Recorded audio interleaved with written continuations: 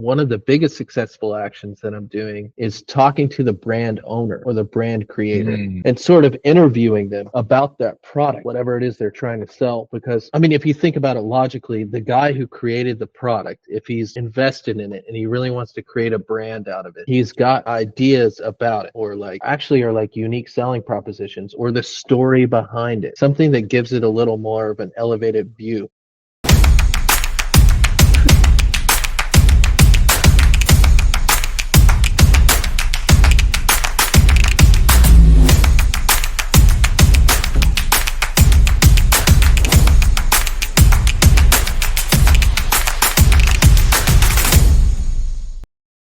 All right, so we are here with Spencer Gill. Spencer, good to talk to you, man. Hey, good to speak with you too, Ernesto. Yeah. So this video is part of our educational series here on Bullseye Sellers YouTube channel. And I want to talk to you about Amazon listings or listings in general, specifically from the creative viewpoint, right? The Right. artistic viewpoint. Why don't you tell us a little bit about your background on this content creation subject? I have kind of a checkered background on this subject. Before I got into Amazon listings, particularly and the creatives of that, I was/am in a band. I'm a musician, and I do musical production. So I've always had like a bit of Mm. an artistic edge in the way that I look at things, which has actually been really beneficial for our Amazon clients in our listing, because one of the things you can do from having that sort of background of music production is sort of assume the viewpoint of who's looking at the list. What is it that they're looking for, and what are the unique selling propositions of that product, and how do you show that in a tasteful way where you create trust and sort of an elevated brand view. Yeah, So yeah. um, It's pretty amazing because so we have 5 teams currently here at Bullseye Sellers, and out of the 5 teams, all other teams probably have quite a bit more of Amazon experience than you. Some of these team leaders have been on the Amazon world for 15 years, 10, 15 years. You're newer, but and they've been creating listings forever, right? And you're newer in the Amazon world, but your listings are just probably the best that I've seen. It's pretty amazing. So your artistic viewpoint or experience definitely reflects on the Amazon listings. yeah, and I will say that it's not just like all me. We have a full design team, and we've been working with them for a while. And it's 3 full-time guys. And it's funny because when you have full-time guys, you got to keep them busy, or else Hmm. they're costing you money, right? So we're constantly working over design, and we're constantly going back, and we use surveys to test out our new Mm. images. We use surveys to test out our image stack. Sometimes like my viewpoint about something might not be the correct one. It's in the end you're trying to sell to a customer base, so what does that customer base want? So yeah, it's not just it's me working with the team and those guys just being worked over for some Yeah. time in terms of design and listing and SEO and blah blah blah. Absolutely. I mean, having a good team of creative designers, graphic designers is important. Obviously, you want to work with good skilled people, but the direction is the main essence here. Giving them direction, telling them what you want. You cannot say, "Hey, here's my product. Make me some great images," and they're gonna blow you away. So definitely the direction, the instruction that you give them, and then the approval or the tweaks. Or I'm sure how much are you involved in the whole process? And this is a good question because some Amazon sellers just give their product to a graphic designer and say, give me 5, 6, 7 images for my Amazon listing. And then if they look pretty, okay, good, I'll use them. So how much are you involved and what parts are essential to getting a good listing? So I feel like that is an evolving subject, because I'm finding my way around this thing, and I realized that one of the biggest successful actions that I'm doing is talking to the brand owner or the brand creator Mm. and sort of interviewing them about that product, whatever it is they're trying to sell. Because, I mean, if you think about it logically, the guy who created the product, if he's invested in it and he really wants to create a brand out of it, he's got ideas about it, or like that actually are like unique selling propositions or the story behind it, something that gives it a little more of an elevated view. And Mhm. if you just go into straight design without the background on like why the product was invented or used or created, or what's his passion or her passion behind what they're trying to sell, I feel like you're going to produce a sort of boring design, you know? Yeah.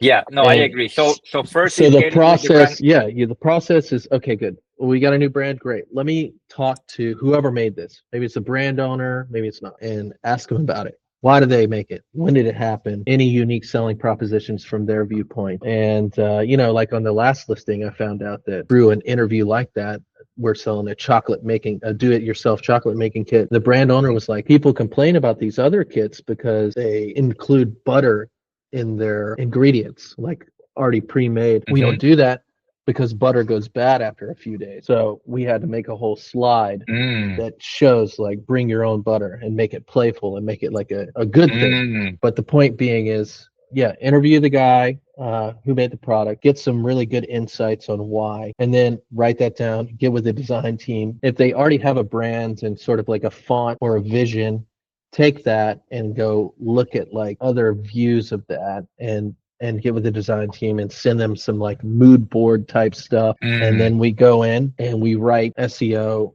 based image stack design.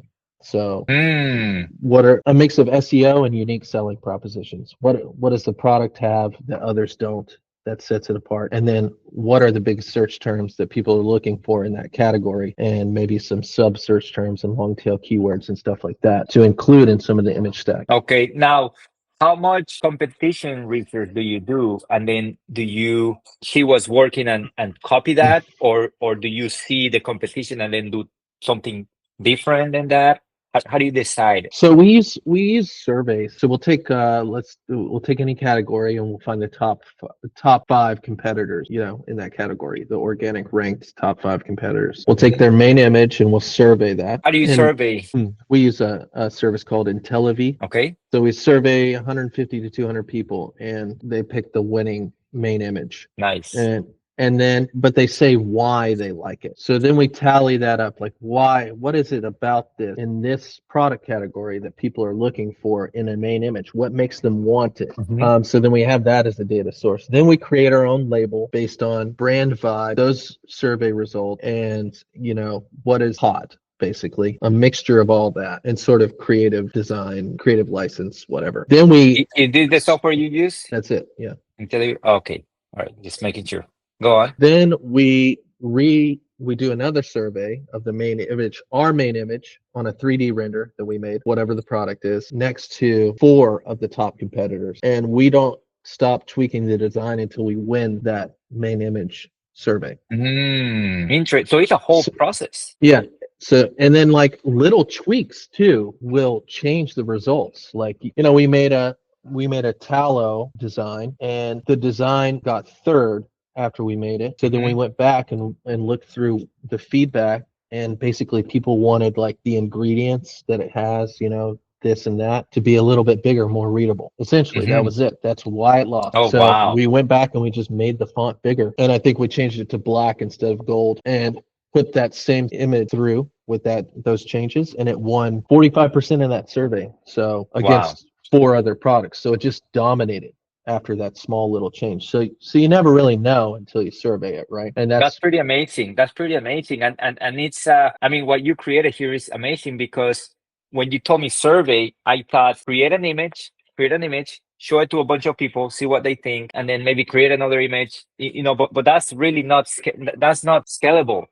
Like how do you know, like from 1 to 10? But what you're doing is pretty genius. Yeah, because ultimately, if you want to get technical about it, your main image is your click-through rate image, right?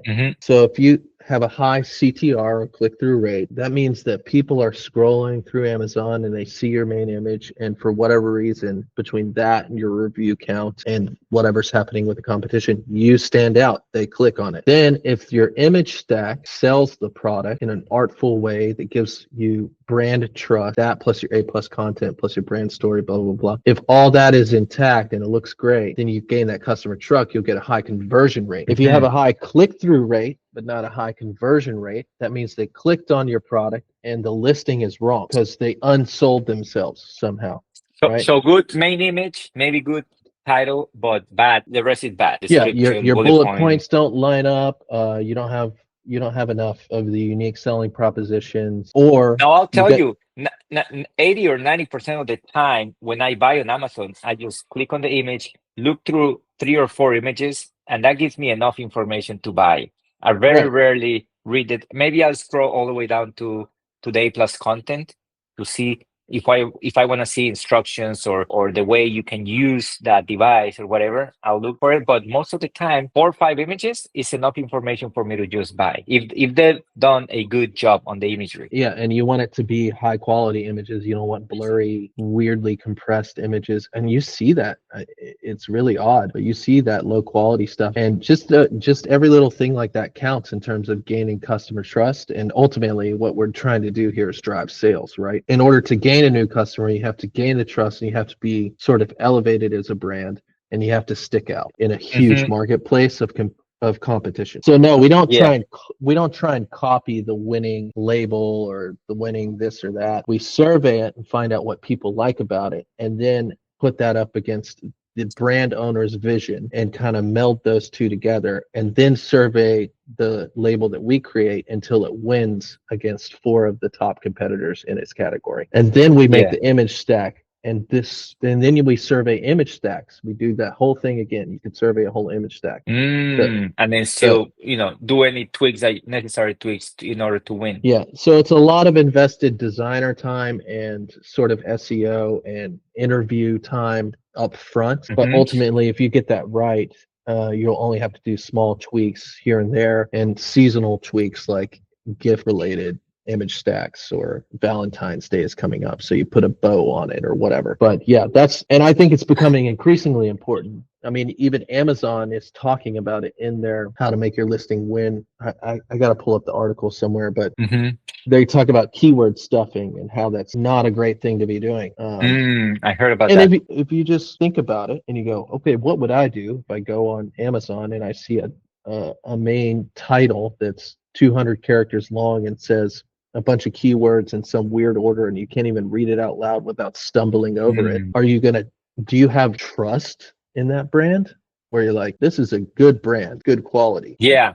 Yeah. I want to share one of the last purchases I did. It was, I bought it just a few days ago and I love it. This charger, right? This stand. So I bought this for $44. I didn't even read a word from any of these. I did not read a word. I didn't even look at I'm looking at the A plus content now, but all I did was I see that it charges. Okay. I It's a see nice that. main image. Yeah. I see that you can do it, different ways, horizontal, vertical. I see that it rotates, I didn't even read it. Well, I thought 360, but you can see it rotates. I can travel with it. That's great. This was one of the selling points, because I'm like, wow, I love having stands, but I never travel with them. But Yeah, I wish because I it could. folds, like it Right. folds up. That's great. And then you can see magnetic. And then I didn't even get to the other images. I just saw the first 5 images and I'm like, sold. 44, right? And there could be another one. That's also pretty expensive for that category, I would bet. It is. And I could see another one for $25 with not this. It could be the exact same product, half of the price, but did not sell me on the magnetic or the lightweight and flex foldable. I would not have bought it, right? Yeah. So this is just Yeah, an and example of the importance of the imagery. Yeah, and I think, with the changes in AI and what Amazon's trying to create, they're trying to create a more direct to customer experience rather than this Wild West marketplace that it used to be. So the same tactics that worked in the past might not work in the future. I mean, you've got AI combing your listing, making sure if I ask it a question, will it spit out the right answer, going, hey, is this product lightweight? And what's Rufus going to say about it? You know what I mean? Or absolutely. So you need to kind of cater to that, and one of the ways is imagery and branding. And I think if you get that right, you can afford to increase your price. Yeah, absolutely, man. Thank you very much. We like to keep these videos under 15 minutes or so, Yeah, 10 to 15 you're minutes. right. I said I didn't have enough content for this, and you said, oh, you'll fill it up. I said we're gonna do a 10-minute video, and you thought we weren't gonna have enough content. We're already like 17 minutes in. If somebody wants to wants a consultation with you to talk about their listing, the imagery, or just general Amazon listing or management, how do they contact you? I mean, Spencer at bullseyesellers.com is my email. They can contact you and we can work together and set up a meet. I would be happy to go through their listings with my team and give my initial thought. No Beautiful. problem. Thank you very much, Spencer. Yeah, absolutely. Thanks for having me.